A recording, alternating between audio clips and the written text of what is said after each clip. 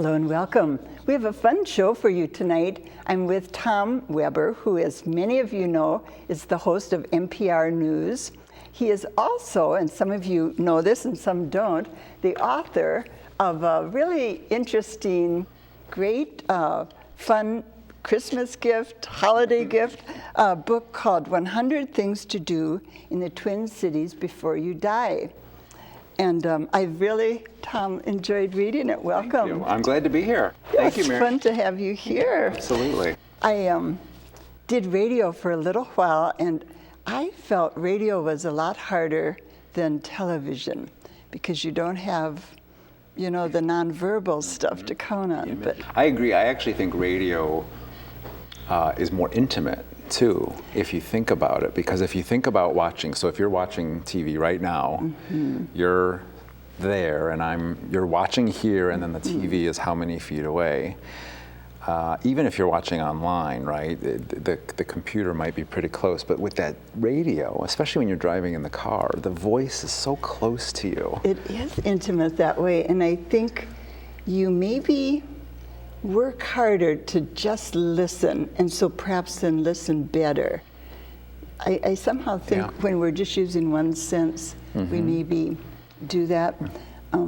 Thinking of the television intimacy thing, I was walking down the street one day and a little girl came up to me and said, "They let you out of the box." And I thought maybe that's how children perceive people. That's a great story. I love that. That's a great line. Well, we were just talking about Tom's background, because when I went to Google you, I didn't learn about the early days. He grew up in Illinois, went to Southern Illinois University, majored, you said, in journalism and German. And German. Not using the German much, right? Not so much, not these days. I'm waiting for the Twin Cities to, open their German language radio station, and then I'll run over there and have join another them. job. Then did you go right on to grad school? Yep. It's Springfield, Illinois. Right. It used to be called Sangamon State, and then the University of Illinois brought it in. And that was journalism too. Also journalism. Yeah. And then you went to St. Louis, where you worked for the NPR station there, or for the public radio station. That's right. There. I did mornings there. I had to get up early mornings. I had to get up at 3:30 every weekday morning. So I gave that very early rise to most of my 20s, I have to say. So that took some getting used to it. But then again, I'm also a morning person. Oh, that's fortunate. I could get used to it. And so even now today with my show, which is at 11, obviously I don't have to be up that early, but I still like to get up early and get the day going. Not rush into it. Not feel rushed, indeed.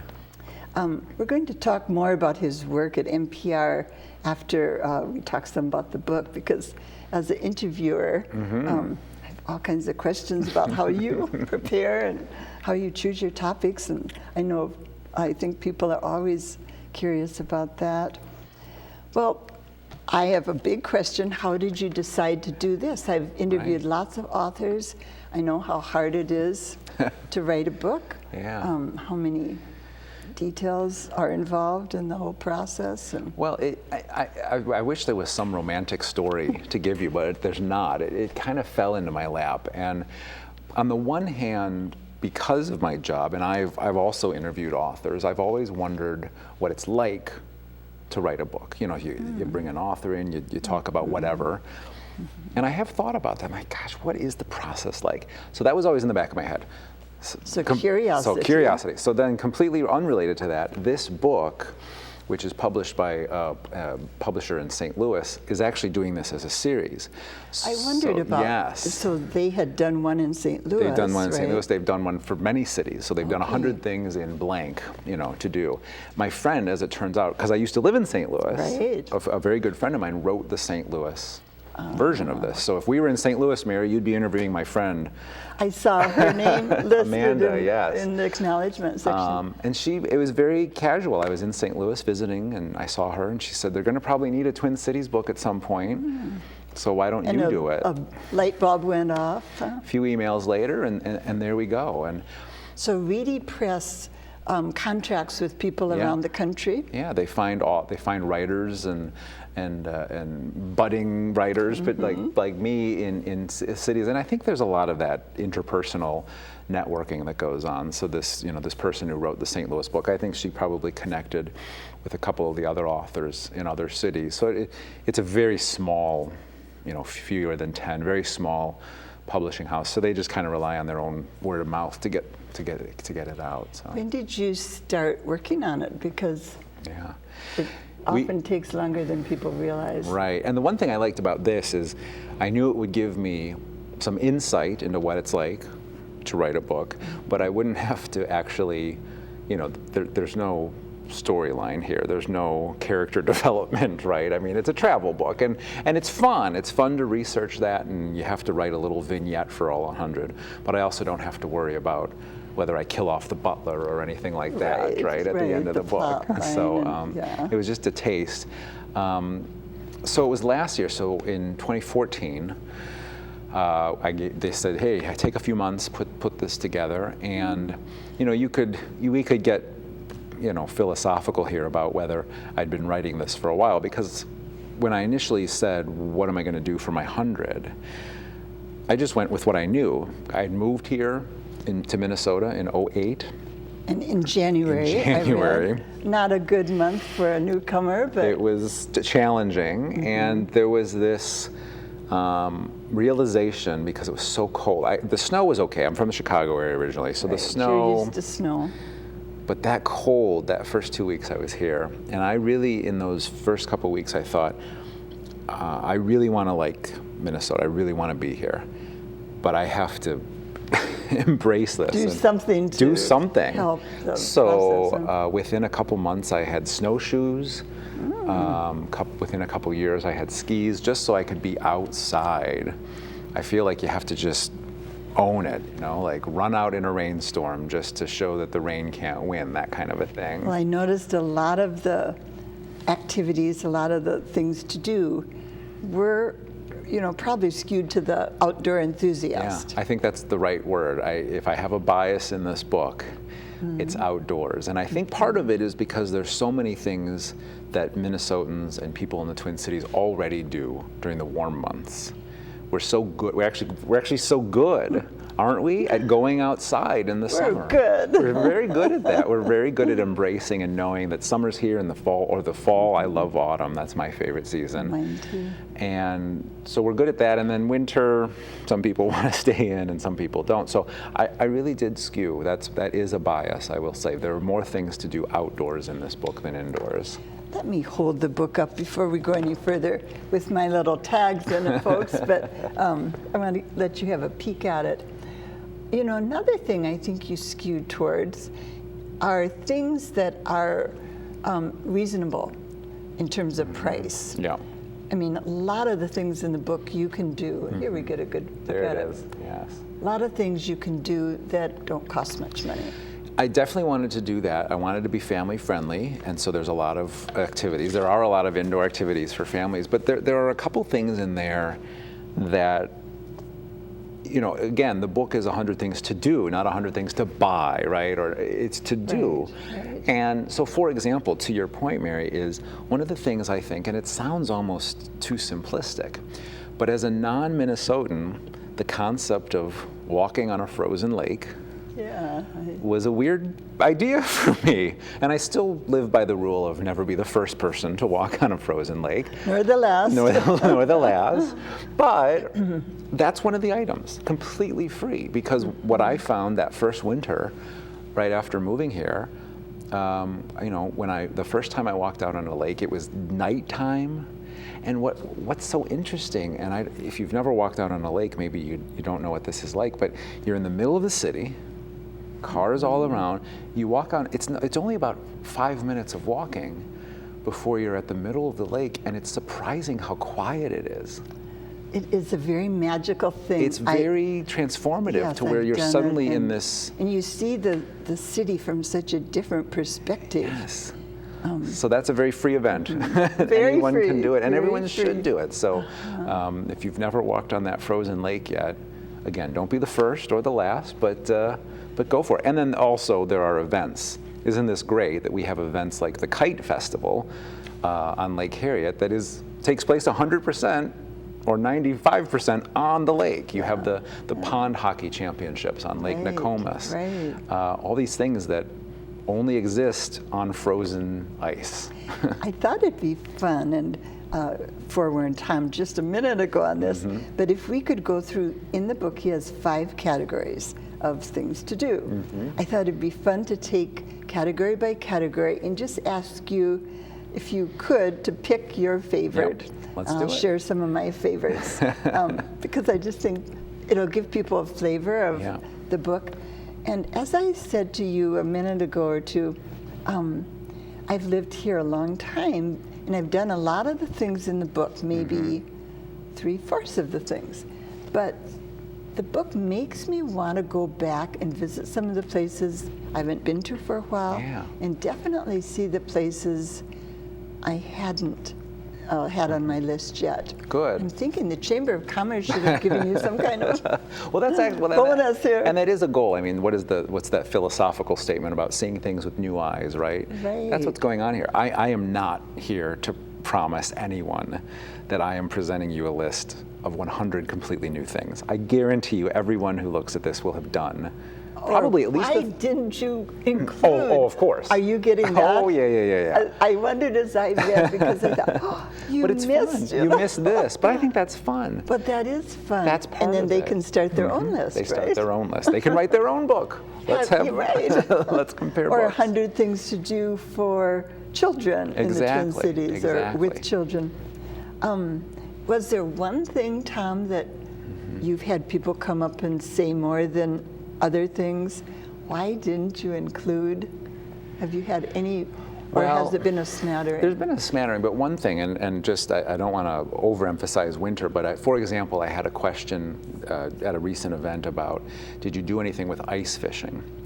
And ice fishing, oh yeah, that could be a cool thing to do. But one of the reasons I didn't include ice fishing, although you could totally make a case for it, is that I tried to stay away from events or things that you could only do if you knew someone, right? Now, like if you ice fishing, you have to know someone who's got an ice fishing house, a shack, or knows how to cut the ice, right? However it's defined, and so is that limiting? And we could get very philosophical here, Mary. We don't have to. So I didn't know if, for example, the DNR or Park Services offer ice fishing courses, because short of that, it seems to me like the only way to go ice fishing is to know your friend, Ron or Jane, and to say, let's go ice fishing, and that's how people get introduced to it, which is great. The auger to cut the hole and all of that. So I see. Well, that's so good those to are some know. things, indeed.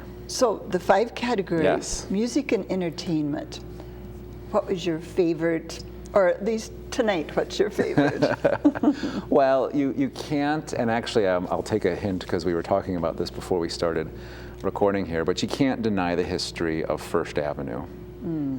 Just to go some see. Some of the crew here talking to you about that, hadn't been there yet. And of course we all know First Avenue, or First Ave, right? Let's say it correctly, for Prince, and the movie Purple Rain. But even all these years later, yes, of course, it's the place where Prince did Purple Rain. But all these years later, it's a hoppin', venue which held strong. And occasionally, they actually screen the movie Purple Rain at First Ave, and I did that once. Oh, you did? So look for the schedule. I hadn't realized they did that. Every now and then. There's one of those things. It's one of those things you got to kind of keep an eye out. It's not regularly done, but if you look for it, that's a fun thing to do. That would be a really cool thing to do. I picked the May Day Parade, which is so unique. Isn't that fun? It's really unique fun. Is the best word to it's say. Hard you can't explain it to people who haven't, but it's always the first Sunday or Saturday in May. And it's the Heart of the Beast does the puppets, and there's usually a theme, and then people dress up, and it's this it takes hours. It's an hours-long parade down Bloomington Avenue mostly, and then the last part of the parade is the First Amendment or the free speech section. So if you have a cause and a sign, here's your chance. You get in there and you say, hey, this is my cause. So Mary, I expect to see you next year in the free speech down section at the podium there. of the parade. Food and drink, I picked eating outdoors at W.E. Frost's in the summertime or fall. It's just, I feel like I'm in Copenhagen. Yeah. It's lovely. I think the key with Frost's is that when they built the patio, or the patio may have even been there, I don't know, that building is so old that it's connected to. Very old. They built the patio around those trees. So they never cut down the trees. And I don't think you notice it unless now that I've said it, you'll notice it next time. But the trees offer the canopy, and they allow to string those lights. There are so many other patios that are great in the Twin Cities, but they were built where they cleared off the land and then they poured the concrete, and then now we have our patio, and maybe there'll be plants and bushes and things like that, and ambiance. Umbrellas, but this whole just having those trees there. I think the trees are the key. Maybe Mary. that is the secret. Next time I go there, I'm going to look up more. And then in that same category, I just thought I'm going to put you to the put you to the vote here. Matt's or 5A Club for the best burger. You must have a opinion.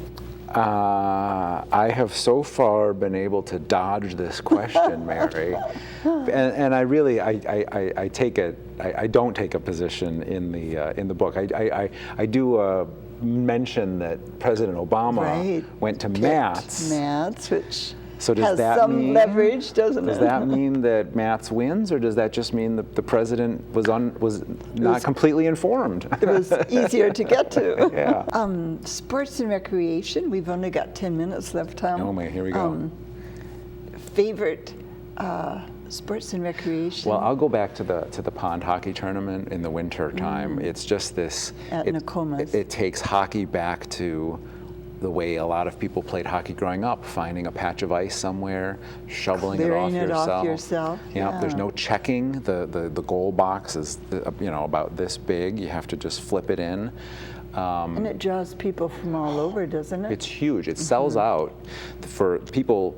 You and I could sign up on a team, but those slots fill up very quickly, and it does draw people from other countries. I know a lot of people come down from Canada. Democratic kind of event, isn't it? It's great. It's fun. And often it's frigidly cold too that weekend. Wear the right shoes and boots. Yeah, dress warmly. I picked, and I know it's one of your favorites too, the Luminary with the low pit.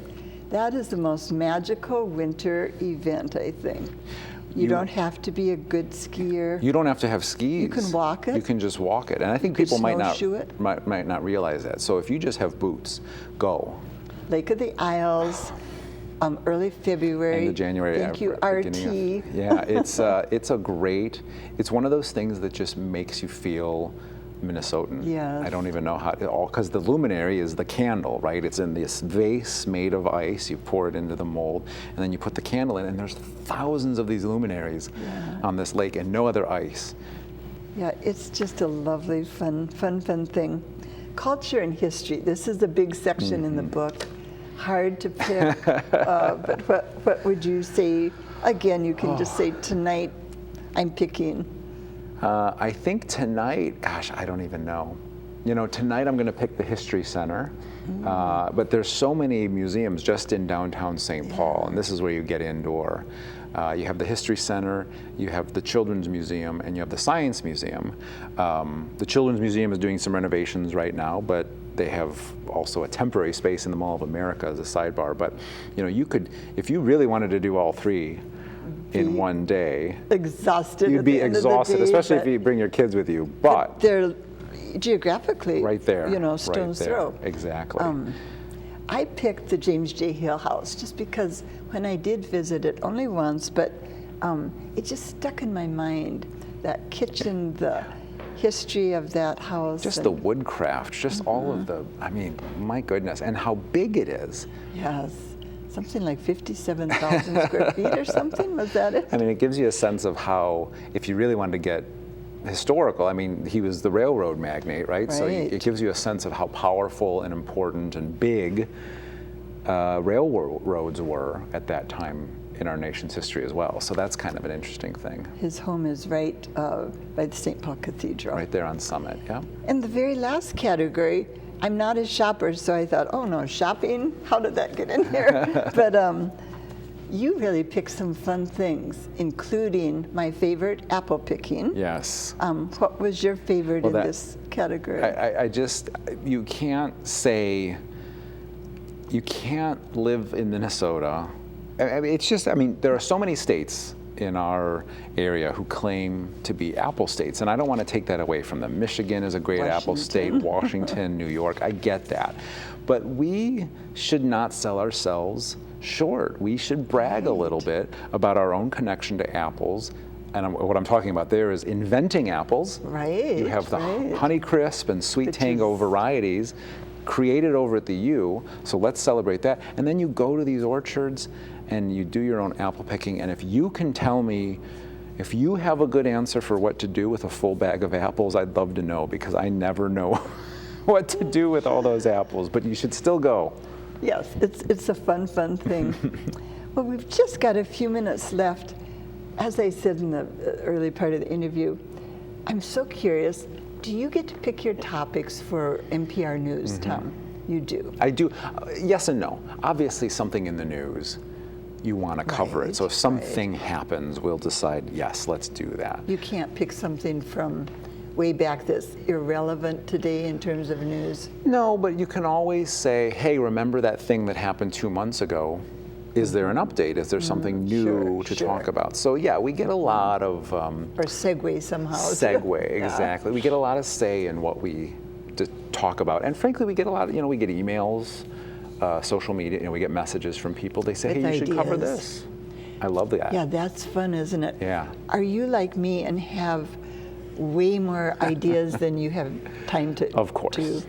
And that's a good problem. It's a good problem to have. It's a good problem to have. And I know that there are times when people maybe are frustrated that we don't cover this topic enough or that topic enough. And I get it. And I'm not going to say that you're wrong, because I wish we could. I wish we could cover more than we do. So it's a tussle, and you just kind of always just...